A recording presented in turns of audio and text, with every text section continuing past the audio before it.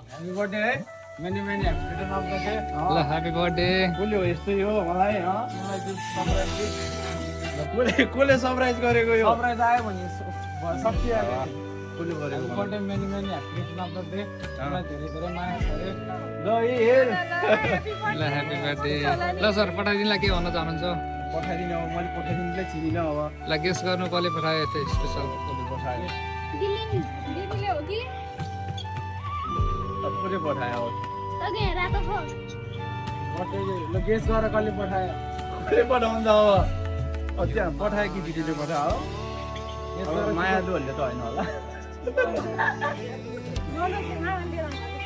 ल के भन्नुहुन्छ पठाइदिनुलाई के भन्नु छैन ल जसले नि पठाउनु भयो धन्यवाद है